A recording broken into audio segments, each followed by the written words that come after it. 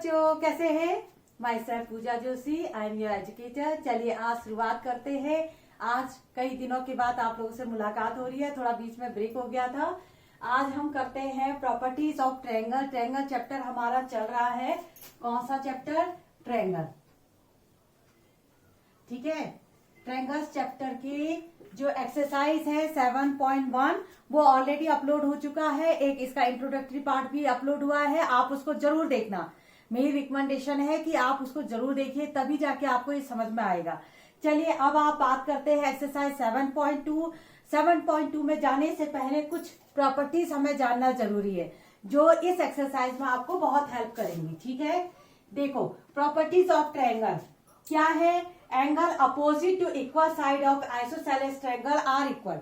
ये कह रहा है कि अगर कोई एक आइसोसेलेस ट्रायंगल है, जैसे ये बना दीजिए, एक आइसोसेलेस ट्रायंगल हमने बना दिया, बनाया, इसका नाम दे दीजिए ए बी सी।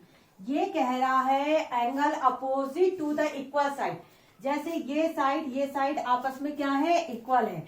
तो उसके जो अपोजिट साइड्स में जो एंगल है, जैसे समझ लीजिए एंगल बी और सी। देखो इसकी अपोजिट साइड में कौन सा एंगल है? Angle B. इसके अपोजिट में कौन सा एंगल है? Angle C. तो ये कह रहा है कि angle opposite to the equal side of the isosceles triangle are equal. अगर कोई आइसोसेलेस ट्रायंगल है, दो साइडें इक्वल है और उनके अपोजिट में जो एंगल है वो क्या होगा? इक्वल होगा। पहचानते कैसे हैं? आप इक्वल साइड के ठीक सामने वाला एंगल देख लेना, इक्वल साइड के ठीक सामने वाला एंगल, ये दोनों आपस में क्या होंगे? बराबर होंगे। बेस के एंगल जो होंगे वो क्या होंगे? इक्वल होंगे। ठीक है, बस इसी में एक दूसरी बात, अगर हम इसको कन्वर्स करें, हम कहें कि अगर किसी आइसोसेलेस ट्रायंगल के ये एंगल आपस में बराबर है, समझ लो ये है 70 डिग्री, ये भी है 70 डिग्री, ये कोई हमको ट्रायंगल दिया है। अभी हमसे कहा नहीं है कि आइसोसेलेस ट्रायंगल है, अभी हमसे कहा कि एक ट्रायंगल है जिसके बेस के एंगल ये है। तो आप समझ जाना कि अगर बेस के एंगल इक्वल है, इसका मतलब इसकी जो ये साइड है और इसके सामने वाली ये साइड, इसके सामने वाली ये साइड, इसके सामने वाली ये साइड, ये भी क्या होंगी? आपस में बराबर होंगी। AC इक्वल टू AB, तो ये भी क्या होगा? Isosceles triangle. ठीक है, समझ में आई दोनों बातें? ठीक है, दो इक्वल साइड है तो उनके बेस के एंगल इक्वल होंगे, आइसोसेलेस ट्रायंगल की प्रॉपर्टी है ये। और दूसरी बात क्या है, इसको उल्टा भी कह सकते हो आप, अगर बेस के एंगल किसी के इक्वल है, इसका मतलब वो आइसोसेलेस ट्रायंगल होगा। ठीक है, इसमें इतनी है बात। अभी हम जब एक्सरसाइज करेंगे तो आपको और अच्छे से क्लियर हो जाएगा। ठीक, चलिए अब हम करते हैं क्वेश्चन नंबर 1। क्वेश्चन नंबर 1 आप लोग जल्दी से इसको नोट कर लीजिए। ठीक है, आप इसको जल्दी से नोट कर लीजिए। चलिए 1 2 3। तो बहुत दिनों से आप लोग के आपसे मुलाकात हुई और अच्छा भी लग रहा है आज, है? आप लोग भी याद करते हैं कि नहीं याद करते हैं पता नहीं, आई होप सो कि याद आती होगी, है? चलिए अब हम करते हैं एक्सरसाइज 7.2। चलिए अब आता है क्वेश्चन नंबर 1। ठीक है, क्वेश्चन नंबर 1 आपकी स्क्रीन पर ये रहा। In an isosceles triangle ABC। देखो आपको एक आइसोसेलेस ट्रायंगल दिया है ABC। ठीक है, आइसोसेलेस ट्रायंगल दिया है तो इसकी प्रॉपर्टी क्या होगी? सब बच्चे जल्दी बोलेंगे, क्या होगा? AB इक्वल टू AC होगा। ठीक है, आइसोसेलेस ट्रायंगल कहते ही आपके दिमाग में कुछ होना चाहिए। क्या होना चाहिए? इसकी दो साइड है इक्वल होंगी और angle B equal to angle C होगा। ये आपको आइसोसेलेस ट्रायंगल दे दिया है। फिर का क्या कहा है? Bisector of angle B। ये जो एंगल B है इसका बाइसेक्टर, बाइसेक्टर मतलब जो आधा आधा करे। ये जो लाइन है BO लाइन, ये इस एंगल को आधा आधा कर रही है। कहने का मतलब क्या है? ये जितना है उतना ही ये भी है। और ऐसे ही बाइसेक्टर ऑफ एंगल C, ये जो C है, ये जितना ये है उतना ही ये भी है।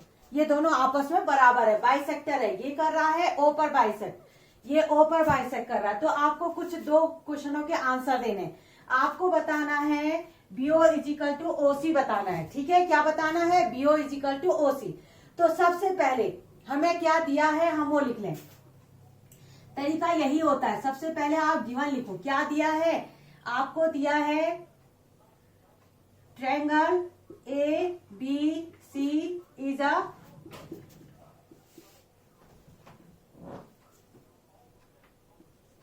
Isosceles triangle. क्या दिया है? ABC एक आइसोसेलेस ट्रायंगल है और AB is equal to AC आपको दिया है। अच्छा, AB अगर AC के बराबर दिया है, इसका मतलब क्या होना चाहिए? Angle B is equal to angle C भी होना चाहिए। ये प्रॉपर्टी है आइसोसेलेस ट्रायंगल की, बेस के एंगल क्या होते हैं? इक्वल होते हैं। ठीक है, angle B is equal to angle C। अब हमने क्या करना है? अब आप सॉल्यूशन लिख दीजिए इसका। ठीक है,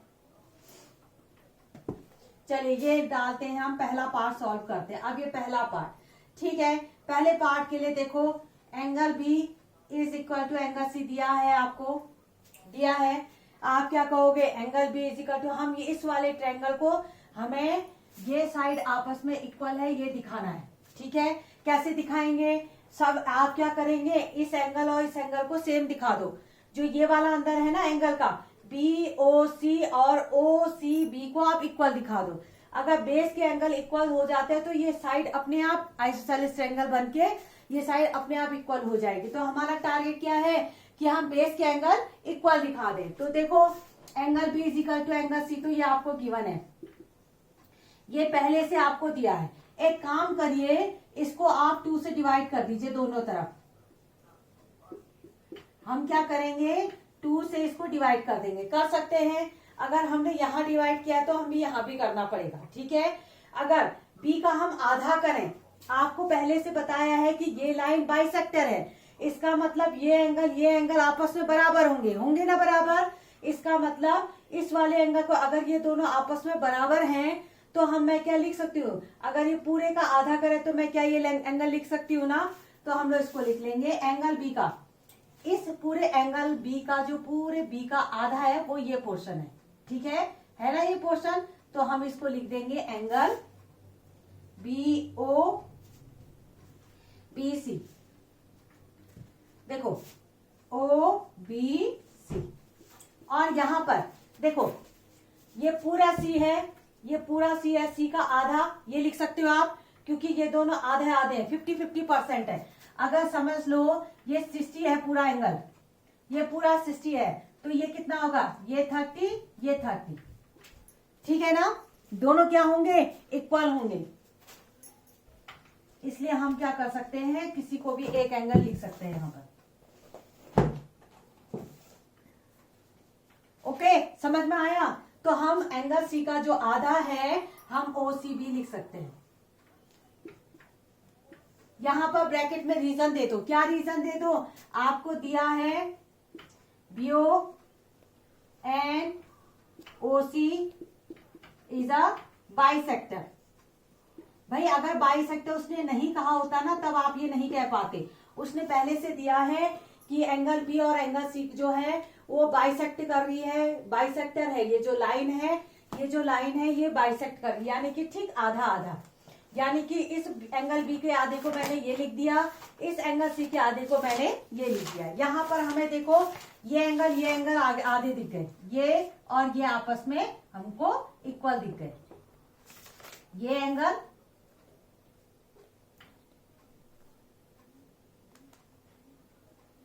और ये एंगल दिखा ना। अब हमारे इक्वल दिखा तो हम क्या कहेंगे? है ना, base angle are equal so that it is a isosceles triangle. ठीक है, यहां पर आप लिखो, एक लाइन लिखो, यहां पर लिखेंगे base angles are equal so that triangle BOC is a isosceles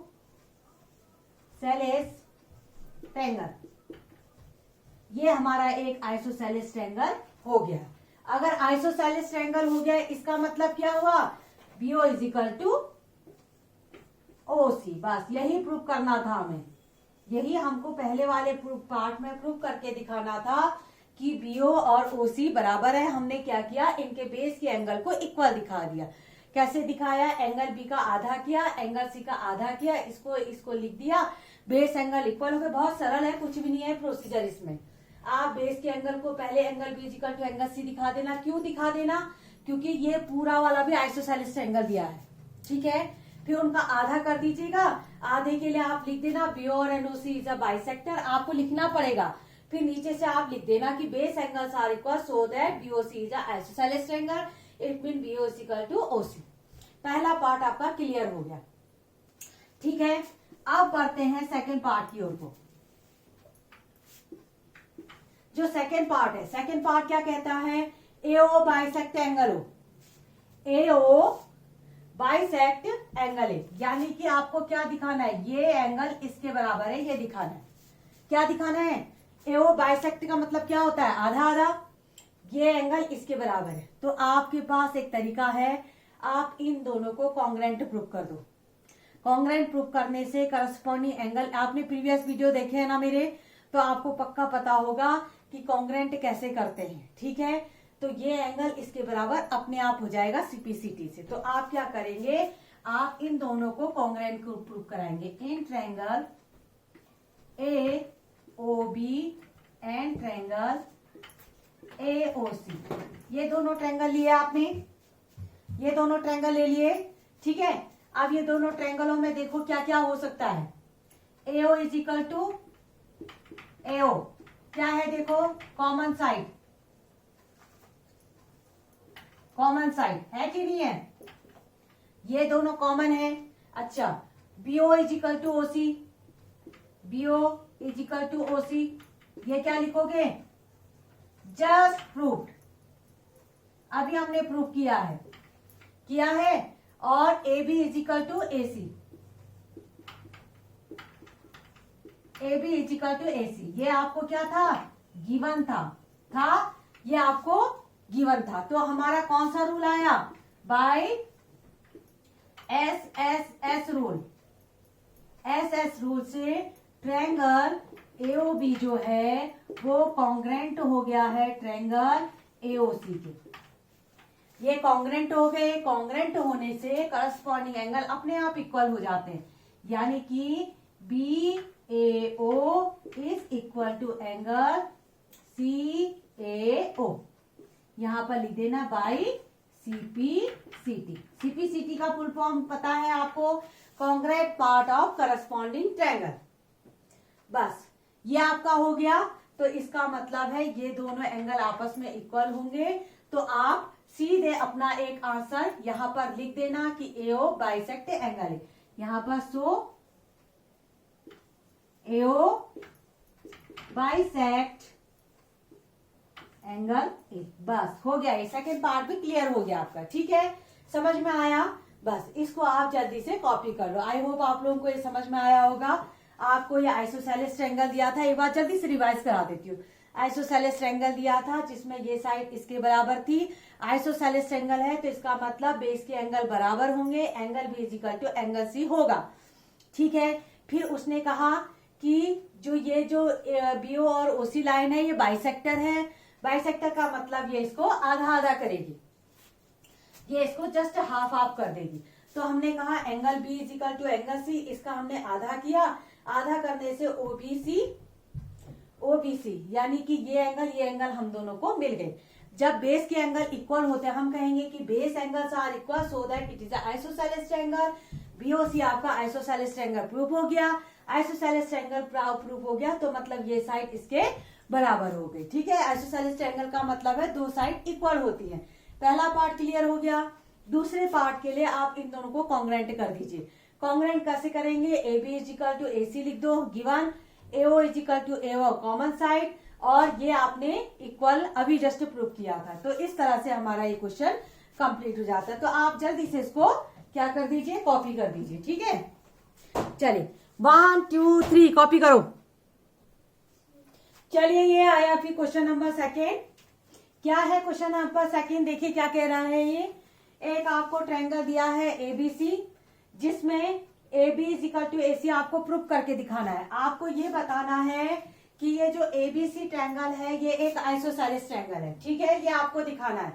ठीक है, तो आपको क्या क्या दिया है, AD is the perpendicular bisector, ये आपको दिया है। परपेंडिकुलर का मतलब होता है जो 90 बनाए, बाइसेक्टर का मतलब होता है जो उसको आधा आधा करे। यानी कि जो एडी है वो 90 बनाएगा यहाँ पर और इसको आधा करेगा। कहने का मतलब क्या है, BD is equal to DC होगा। सबसे पहले तो आप गिवन लिख दो, क्या क्या चीज आपको दिया है। ठीक है, आपको दिया है एडी इज परपेंडिकुलर बाइसेक्टर, ये परपेंडिकुलर बाइसेक्टर है। इसका मतलब क्या होगा, BD is equal to DC होगा और क्या होगा, A D B is equal to angle A D C, ये होगा। ये दोनों कितने होंगे, 90 डिग्री के। यहां पर जो एंगल है ये दोनों होंगे 90 के। अब आपको प्रूव करना है ये आइसोसेलेस ट्रायंगल है जिसमें A B is equal to A C है। तो इसको करने का तरीका क्या है, आप पहले एक बार पॉज करिए, अपने आप खुद प्रैक्टिस करिए। देखो आप इन दोनों को इक्वल कैसे दिखा सकते हैं, आप क्या करेंगे, आप इन दोनों को कॉन्ग्रेंट प्रूफ कर दो। देखो कॉन्ग्रेंट प्रूफ करने से आपका क्या होगा, ये करस्पॉन्डिंग साइड से अपने आप इक्वल हो जाएंगे। तो अब इन दोनों को कॉन्ग्रेंट प्रूफ कर दो। कैसे करेंगे,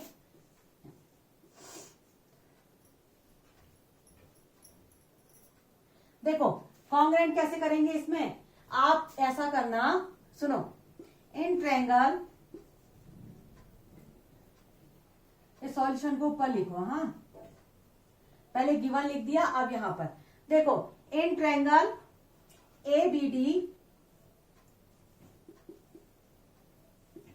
and triangle A D C में। ठीक है, ये दोनों ट्रायंगल ले लो, इनमें 3 साइड है, आपको 3 चीजें बतानी होंगी। क्या हो सकता है, देखो AD is equal to AD हो सकता है। देखो AD is equal to AD क्या है, कॉमन साइड, क्या है, कॉमन साइड है। अच्छा, BD is equal to DC, ये आपको गिवन है, ये क्या है, आपको गिवन है। BD is equal to DC आपको दिया है और angle ADB is equal to angle ADC, ये आपको दिया है 90 डिग्री। तो 3 रूल मिल गए आपको, 3 चीजें मिल गई। तो बाय SAS रूल, देखो 2 साइड है एक ट्रायंगल, कौन सा रूल होता है, SAS रूल। तो आप कहोगे कि triangle ABD is congruent to triangle ADC, दोनों कॉन्ग्रेंट हो गए। तो कॉन्ग्रेंट होने का मतलब क्या हुआ, इनका ये AB इज इक्वल टू, तो ये क्या हो गया, ये ABC आपका एक आइसोसेलेस ट्रायंगल बन गया है। ठीक है, कॉन्ग्रेंट होने से मतलब ये जो है आपकी अपोजिट साइड से इक्वल हो गई। चलिए अब आता है यहाँ पर, हमने क्या कहा था, SAS रूल से हमने इसको क्या कर दिया, कॉन्ग्रेंट प्रूफ कर दिया ना। कॉन्ग्रेंट प्रूफ करने से ये क्या हो जाएगा, आपकी जो है यहां पर लिख देती हूं मैं। ठीक है, देखो AB साइड जो है AC के बराबर हो जाएगी। क्यों हो जाएगी, बाय CPCT, यहां पर लिख देना बाय CPCT। CPCT का मतलब होता है congruent part of corresponding triangle, यानी कि अगर 2 ट्रायंगल कॉन्ग्रेंट हो जाते हैं तो करस्पॉन्डिंग साइड से अपने आप बराबर हो जाती है। तो AB और AC जो है वो इक्वल हो गए, यही हमें प्रूफ करना था। तो एक लाइन और लिखेंगे आप, तो यहां पर लिखेंगे 2 sides are equal, so triangle ABC is a isosceles triangle। ये ABC क्या है, आइसोसेलेस ट्रायंगल है। बस यही तो हमें दिखाना था। कैसे किया, बहुत आसान सा क्वेश्चन है। इन दोनों को कॉन्ग्रेंट कर दो। कंडीशन हमारे पास है AD is equal to AD है, ये बाइसेक्टर है, इसका मतलब ये साइड इसके बराबर होगी। BD is equal to DC लिख दो। ये 90 आपको दिया था तो हमने कॉन्ग्रेंट से इसको इक्वल कर दिया। फिर हमने कहा AB is equal to AC by CPCT। अगर 2 साइड किसी ट्रायंगल की इक्वल होती हैं तो आइसोसेलेस ट्रायंगल बन जाता है। ठीक है, बस यहां तक क्लियर है। चलो सब बच्चे इसको जल्दी से कॉपी करो, टीपू सुल्तानो, जल्दी कॉपी करो। सॉरी,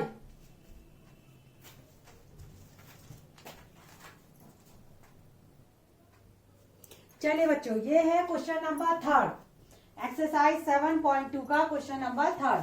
क्या कहता है क्वेश्चन नंबर 3? ये कहता है एबीसी एक आइसोसेलेस ट्रायंगल है। ये जो एबीसी है एक आइसोसेलेस ट्रायंगल है। आइसोसेलेस ट्रायंगल की प्रॉपर्टी क्या होती है? अपोजिट साइड्स आर इक्वल, यानी कि A B is equal to A C होगा। तो सबसे पहले गिवन में आप लिख दो A B is equal to A C, बस उसने आइसोसेलेस ट्रायंगल कह दिया, यानी कि A B is equal to A C तो होना ही है। अब ये कह रहा है कि यहाँ पर दो एल्टीट्यूड, ये एल्टीट्यूड होता है, एल्टीट्यूड मतलब होता है जो 90 बनाता है। सी एफ और बी दो एल्टीट्यूड डाले गए हैं इन लाइनों पर, ये जो ए बी और ए सी पर दो डाले गए हैं।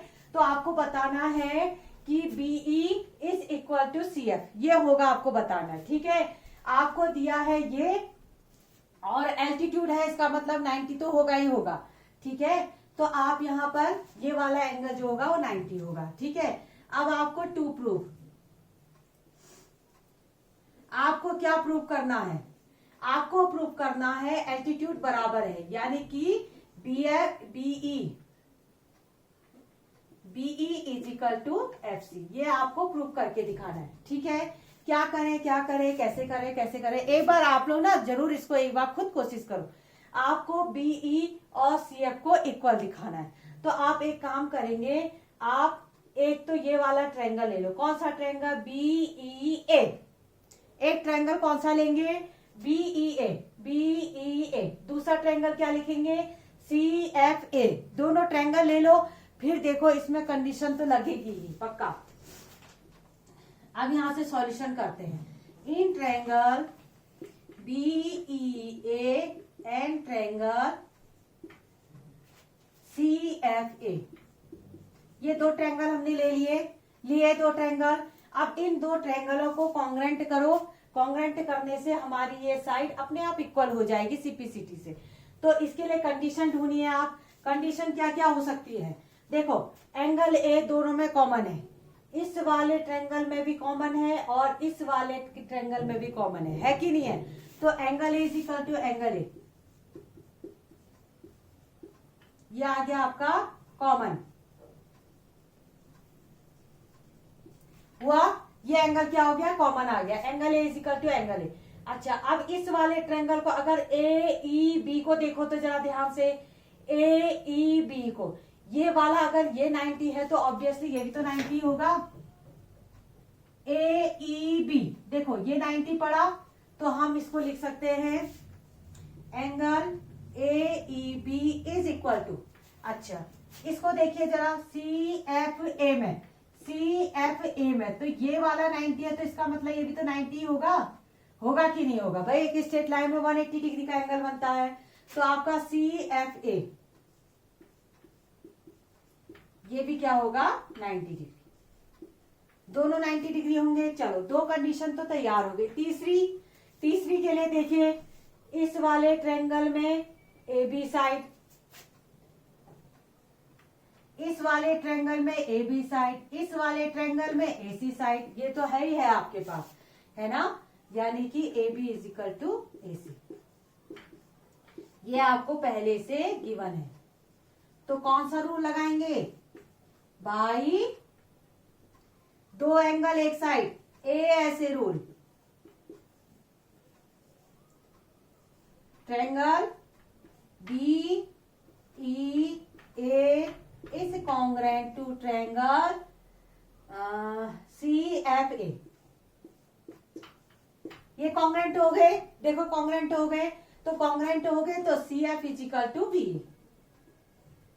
Be is equal to C F. बस यही तो हमने प्रूव करना था,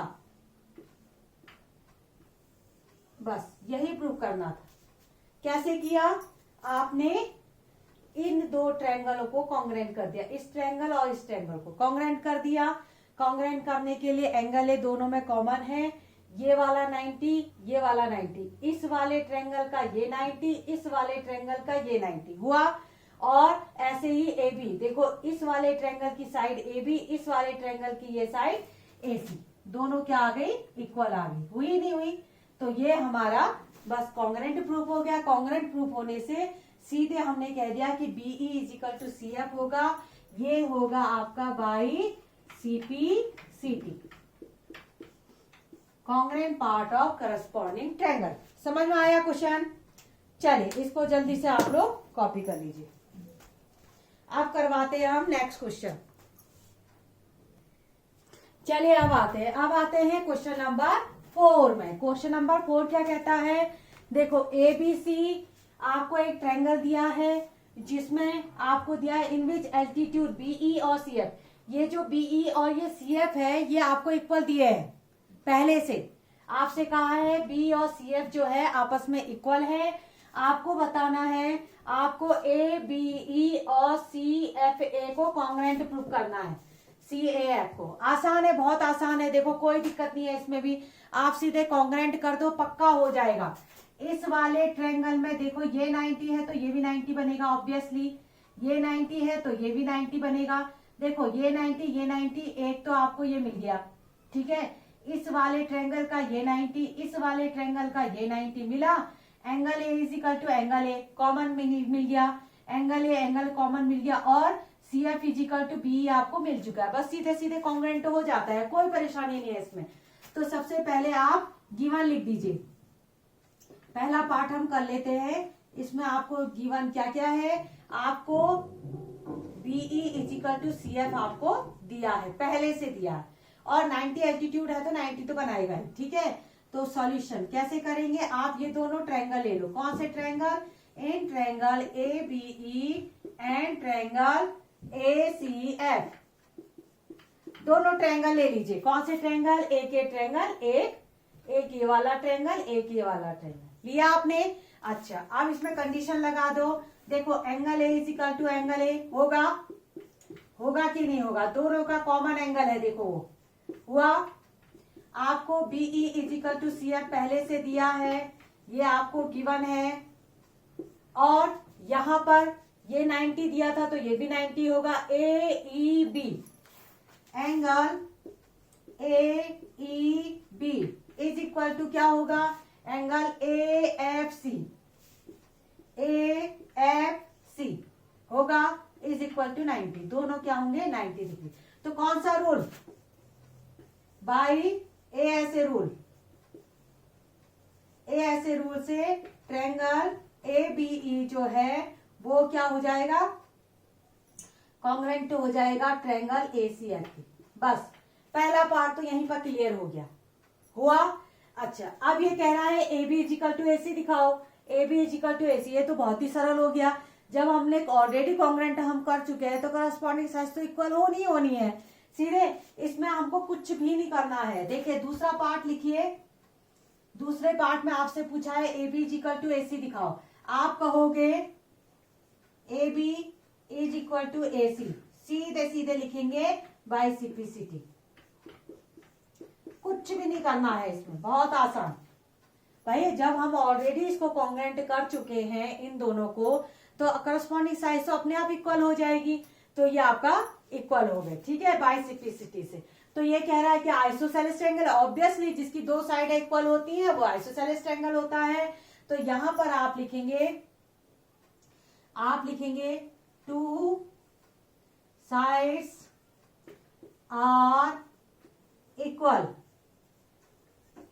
so that, यहां लिख देती हूँ, हाँ, it is a isosceles triangle। Maximum बच्चे ना इन क्वेश्चनों में बड़े डरते हैं, बहुत ज्यादा डरते हैं। उनको लगता है ये क्या जो है, अगर आप करने लगो ना, ये क्वेश्चन बहुत अच्छे हैं, आराम से हो जाते हैं। बस आपको थोड़ा ध्यान रखना है कि प्रॉपर्टीज आपको पता होनी चाहिए कि अगर आइसोसेलेस ट्रायंगल है तो उसकी क्या प्रॉपर्टी है, अगर पैरेललोग्राम है उसकी क्या प्रॉपर्टी। तो ट्रायंगल वाला चैप्टर है तो ट्रायंगल की प्रॉपर्टीज आपको पता होनी चाहिए, तो आसानी से क्वेश्चन। और कॉन्ग्रेंसी वाला तो बहुत इंपॉर्टेंट है, तो कॉन्ग्रेंट वाले नियम आपको सब पता होने चाहिए, ठीक है। ये हम लोगों ने पहले पढ़ाया भी था, इस वाले चैप्टर मैंने आपको पहले एक्सरसाइज में, आप जरूर देखना उसको, तब जाके कहीं चीजें समझ में आएगी, ठीक है। क्वेश्चन नंबर 4 तो हमारा हो चुका है। एक काम करते हैं, क्वेश्चन नंबर 5 भी हम यहाँ पर कर लेते हैं, ठीक है। चलिए इसको जल्दी से पॉज करें।